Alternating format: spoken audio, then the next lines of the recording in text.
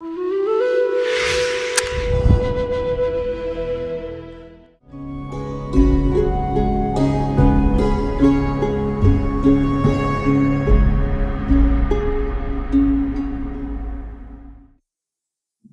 we want to do for any individual does not happen because he wants it. It happens because he earns the necessary capability. Without capability, I want this to happen, I want that to happen, only empty dreams will happen. If life has to happen, we have to earn the necessary capability. And our capabilities are fundamentally dependent upon how intelligently we can function in every situation in our life. And that fundamentally depends on how well connected our brain is. In ancient times in this country, in this culture, there were elaborate systems as to how to train the brain, how to wire the brain as intensely as possible. There are people, there's a very beautiful instance which happened in 1930s. You have heard people going into long chantings, maybe in the temple or somewhere. Have you heard people doing homams and all, chanting away for hours together?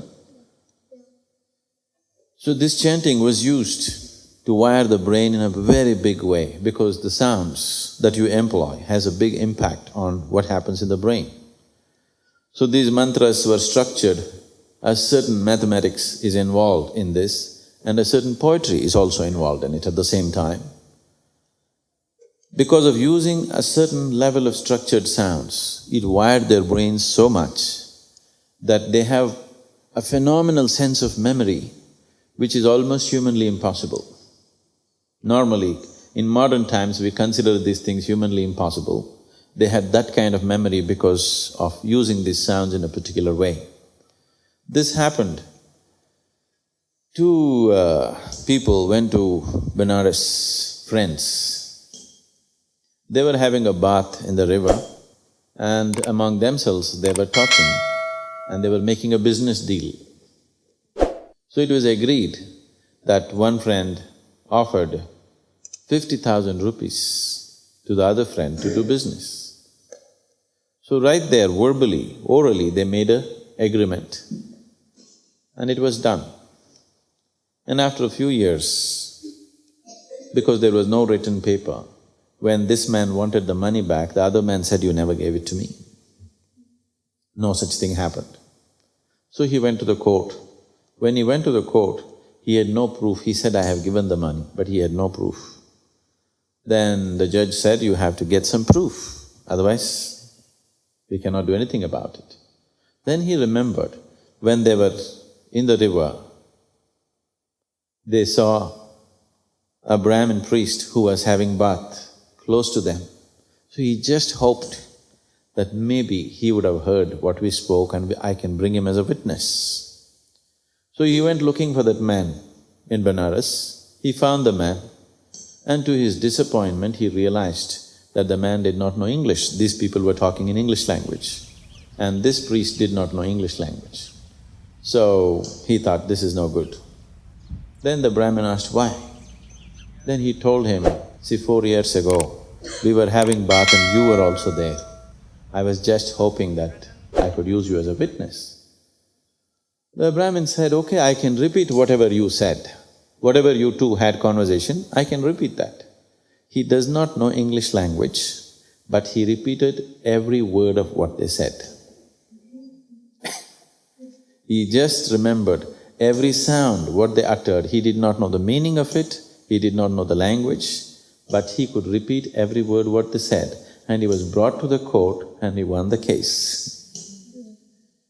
So, our memory and our ability to do things can be so greatly enhanced if only we handle this inner situation right.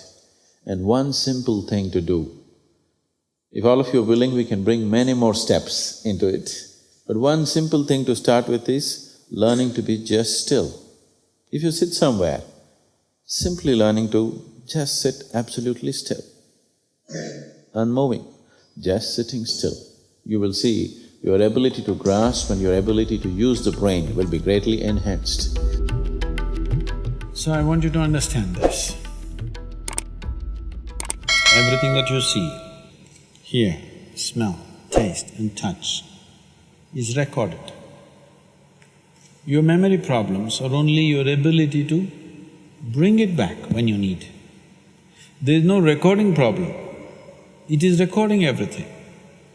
But you are not able to pick out what you want. If you want to pick this out, something else is coming. So that is just a question of clarity, not of memory. Memory means, suppose if we say this phone has low memory, what does it mean? It has limited capability to record, isn't it? If I press 2, if 5 comes, what does it mean? Bad memory or bad keyboard? Bad keyboard. So this is a question of bad keyboard. This is not a question of bad memory. It's very important that you call 2, not 5. It is a question of bad keyboard. Don't try to fix the memory. Memory is great. Everything that you see is recorded. You're not able to type out the right number. That's all the problem is, isn't it? So this is not a question of memory, this is a question of clarity. So we have to work on clarity. What is it that gives us clarity of mind? First thing is, we learn to… If our clarity is not good by itself, the simple thing is to handle things with a certain precision. This is Hatha Yoga.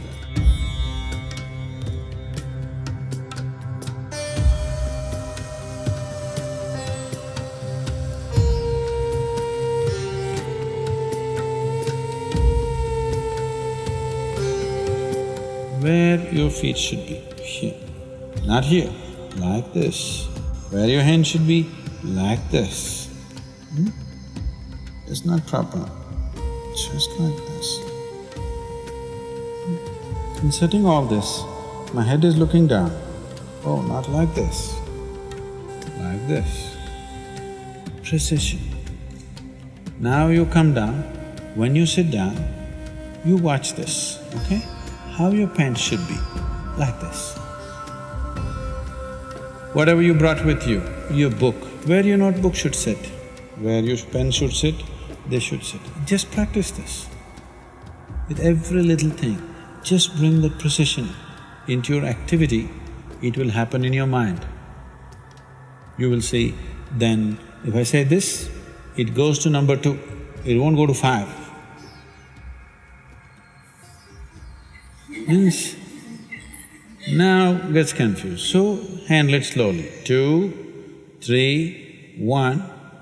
Okay, 2 is here, 3 is here, 1 is here. You just do this with every aspect of your life. You go to bed, how it should be, everything. You go in your room, how it should be. Just bring this meticulousness of what you're doing with the asana into your life.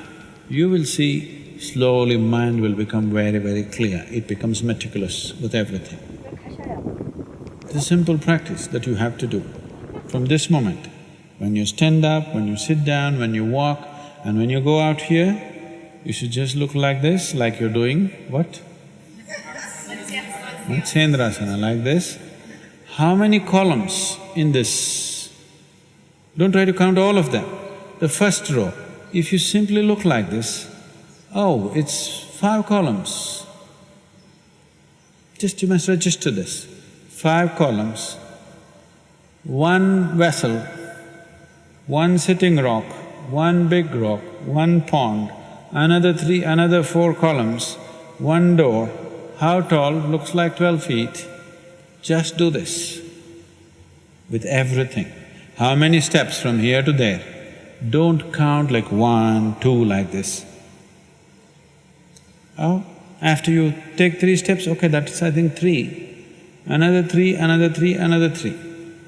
After a few days, count 11 or 4 or 5. Just like that, without thinking, you must slowly know that, okay, I think I walked 12 steps. This is yoga. This effect will happen over a period of time by itself, but now we are in a hurry, so use the mind also to do it, to bring that precision. What you're trying to bring in your body, bring that precision in your mind also. Let the mind imitate the body. You will see clarity will naturally come. Memory is not the problem. Everything is anyway recorded. I will abuse you right now. I'm going to abuse you badly. Try to forget it. Will you? For all your life you'll remember it. Yes or no? So you got great memory, you just remember bad words, that's all.